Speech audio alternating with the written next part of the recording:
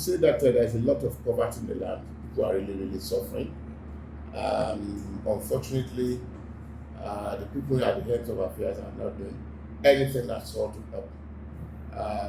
They focus only on civil servants. That's less than, I think they are not up to 2% of the population of Osun. So whatever it is they are getting from allocation, they are getting from federal government, it's not even sufficient. So everything as it gets, it goes there. And then you have pensioners, you have retirees that are not paid, I don't know. So, but my experience, when I was going around, there are places where we have to cry. I was so touched. I said, how on earth do our government live? And it's not just successive governments. They've just, instead of making Osun what it should be, an industrialized, semi-industrialized state, an independent state, they have turned it to civil servant state. It's so sad. A few moments ago, you mentioned three categorization of Osun. It's a teacher state, civil servant state. Yeah, I say Osun, as it is today, first is a civil servant state. Second is a teacher state. Third is a farmer state. And that is not what Osun is supposed to be. Osun is supposed to be an industrialized state. I repeat it. Look, we have everything it takes for Osun to be industrialized. We have mentioned, at least we have about 4 or 5 major mineral resources that actually can give the kind of output that oil is giving in for Nigeria. But are they managing it? It's individuals' pocket that are lining, not at the expense of the state, at the expense of job creation, at the expense of youth unemployment. What are the areas that you are focusing on in terms of maintaining? First, yes, I want to industrialize, but I'm telling you, first and foremost is education. You can imagine Osun is an educated state. But what is our position now? Osun, I think we are 36 states in Nigeria, we can put the also, I think that in the last 4 or 5, in the last the last 10 years of WAEC, we are becoming 33, 32nd. They've totally bastardized Osun. If you are saying youth unemployment, then it's criminal for you to have youth unemployment and your youth uneducated. I don't know why Osun cannot promote good education for youth.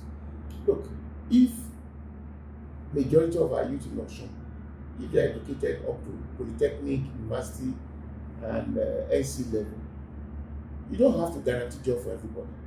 But education in itself is a mind liberator. Education in itself.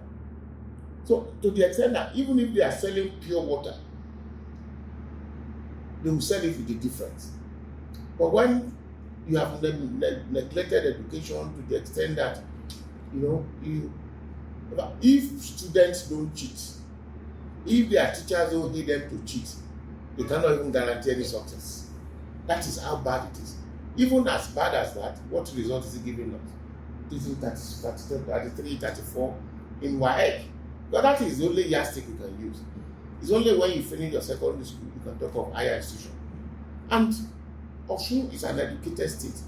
Do you know we have how many institutions? We have over 21 universities, both private and government owned. We have over 21 universities in Osun. People come from all walks of life, from everywhere in the country to come and school in Osun.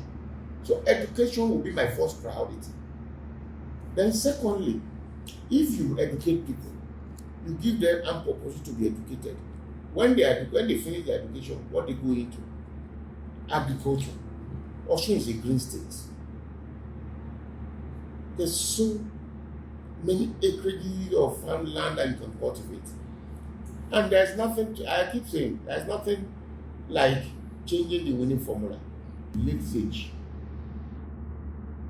he used agriculture to develop. He makes agriculture exports as a major source of income. What stops us from going back to that thing?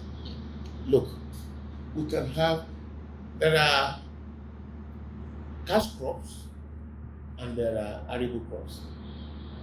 If the first year, if you put an agricultural policy in place to the extent that you want to pick everything the farmers produce, you are guaranteed every productivity for that year. What am I saying? I can reintroduce commodity bonds. And the issue of corruption that people are crying about.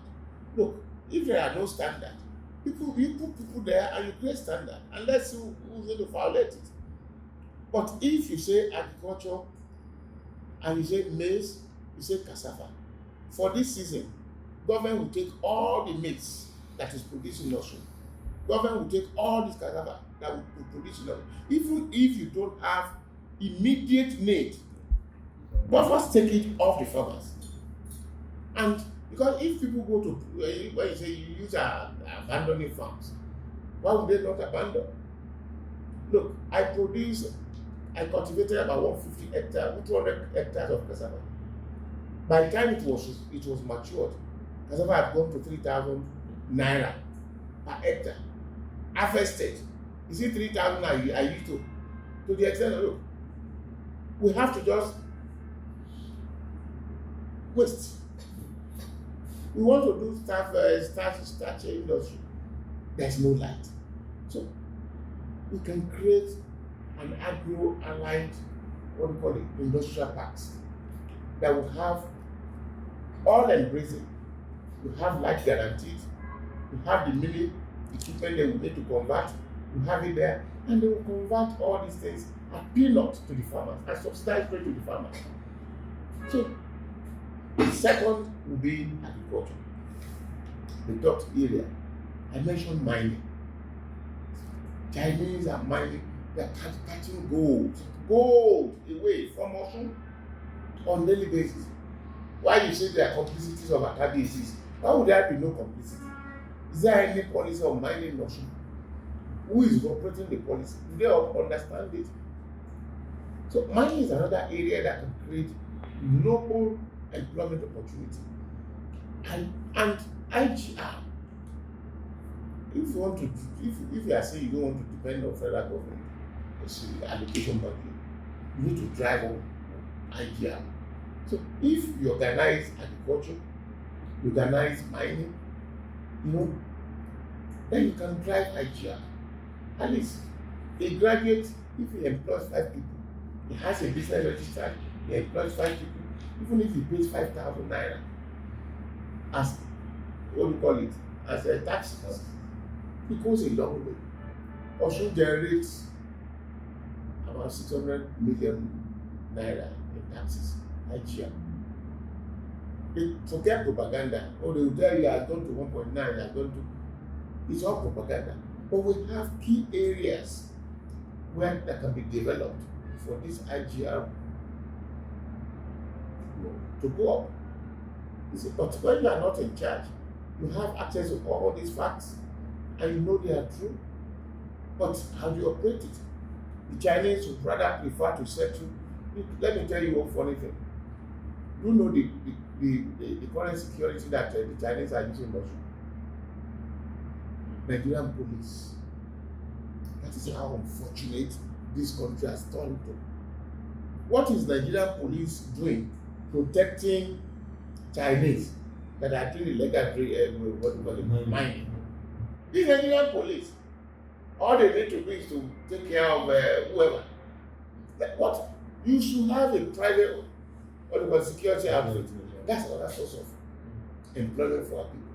But when federal government will post Nigerian police to come, they will post them to their houses, they go to their various sites. Nigerian police are the one protecting them.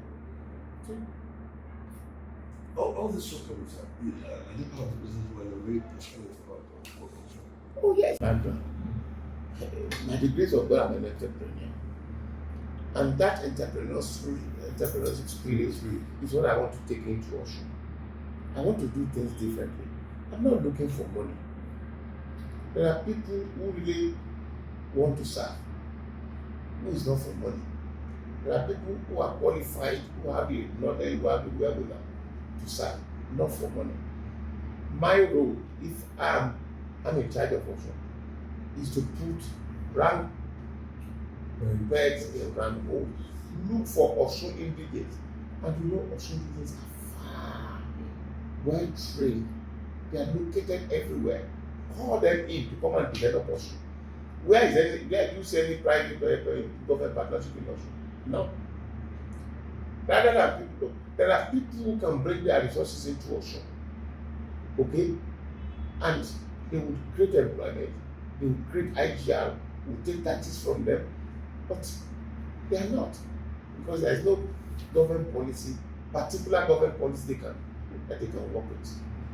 And how have you also found the politics of the state? Because now you're involved in activity. Again, like I said, it's intriguing. I have never seen anywhere in the world where you think you want to succeed and you have so many lies, you have all kind of, all for immediate gains. There's nobody who is prepared. Look, people are taking 10,000 naira and they are engaged in vote taking for 10,000 naira, 10,000 naira for 5,000 naira. So the politics is also so messy. I don't know how God will do it. I've gone into it, I have experienced it, I'm experiencing it. But I just know that God has a plan for me and for Osun. I will have a destiny in Osun, but I don't know God. But for the politics of Osun, it's so intriguing. It's so, I don't know. Even the leaders, the so-called leaders, they are not interested in anything. Just buy me very good days. Just immediate gain. There is nobody that sits down. Look, irrespective of anybody want to say about Lagos State, any fool can govern Lagos State because you have a master plan. You have a template. You cannot operate outside it. Oh, he said, Lagos is the most leveraged. What is bad in borrowing money? As long as the project you put it into, the cash flow from that project will pay back. What is the template? So there is no template that we are working on in Osun. Every year they call this business summit. The jamboree, they bring people from abroad, they bring where they will make immediate money. Jamboree, they blow grammar. After that, we gone, wait for another year. So if I'm in charge of Osun, we're going to have a master plan, a 20-year plan. There's going to be a 20-year long-term plan and a 5-year short-term plan.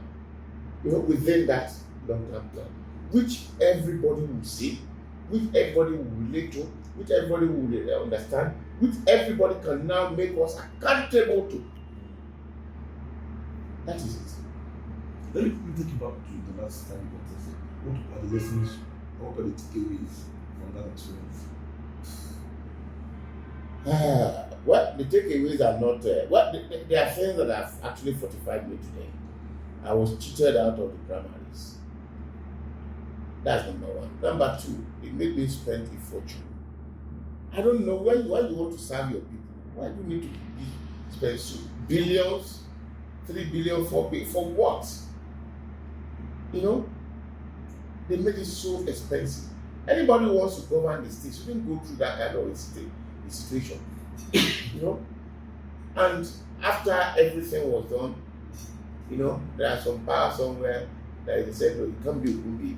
Ogunbiyi is too educated, he's too independent, he's too wealthy, he's too this, he's too that. No, we cannot use him. We will not take maximum benefit under his governance, under his government. So the experience was bad, but it has toughened me. Like I said, I went around every nook and cranny of Osun. The more I go around, the more convinced that I am that Osun actually needed me. When you retired from mutual benefits, you went into farming. How did that come about? Moving from corporate world to farming? Well, let me say, I have actually been doing farming while I was working. Okay. So I have a farm in Ogun State. I think I bought 350 acres in Ogun State. I have a farmland in Ogun State. I've been doing for the past 20 years, where we plant cowpea, beans, cassava, maize, those are. And then I have a conversion factory again in Ogun State, where we do cassava conversion. I've been doing it in it. From the experience in Ogun State, I went to my village to acquire farmland. And then we applied for 2,000 acre farmland, and then they gave us about 800, which I opened up. I have planted what we call cash crop. But my oil palm now, they're maturing. We've done 5 years, so they're maturing. We went to where is 94 to get us a seedling. Then again, we are raising seedling on the farm, which are selling to people. The whole lot, if you go around, the whole lot of people that say they want to do farming, going to trade, what do you call it, oil palm farming. You see, they bought the wrong, but they bought ornamental plant. So that they've over 30 years, 30 years, they can't get anything on it. So we're careful. So we went to Nifort, we got our seedlings.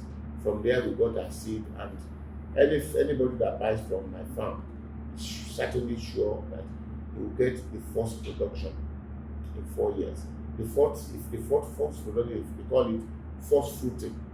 But after that one is gone, then the next one is raising. So what we're planning to do is to have a mini, what do you call it? And that's one thing government can do. A mini mill. Look, you have people all over the place. You can put them, like I said, have an industrial park. If I were in charge of Ogun government today, I will have industrial parks in each of the minimum federal constituencies. We have 3 federal constituencies in Osun. We have industrial parks in those 3. So that anything, you don't need to go into buying equipment. When you get your seed, whatever you want to, you take it there, they process for you, and you take your finished product out. So that is what happened. I've been into farming before I retired. One area you also pay a lot of attention to is leadership. Why is that so? You've done several courses in leadership, and I'm wondering, what do you see deficiency in that in Nigeria that made you decide to fortify yourself in that area? By my training and by what I do, I believe so much in education. So, and every now and then, the only thing I can do, having found a company like Mutual Benefit, is to train myself up in leadership. Who is a leader? A leader is somebody who leads. A leader is somebody who coordinates. What do you coordinate? You coordinate for results. Look, a Mutual Benefit, I'm bold to say that I have competencies, various competencies from various individuals. And I, as a leader, all I need to do is to put those competencies together, give them leadership, and produce results. I don't need to be an accountant. I don't need to be an insurer. I don't need to be the auditor. But we have so many, and this is what is lacking in this country. For crying loud, if you don't appreciate, if you don't have what it takes, you cannot give.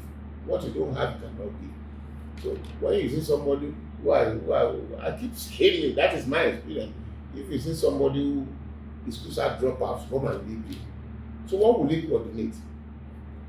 Look, you bring it, all professors. I said, Osun is blessed with so many professionals in diverse areas. So when you bring all those people together, how does it coordinate it? So a leader is actually somebody who focuses on results. But focusing on results, you need to use people who have diverse skills and competencies. So that is why leadership is so key. And it's not only in Osun, it's one issue in this country. God bless us with everything good, but He makes sure that the right people don't lead us.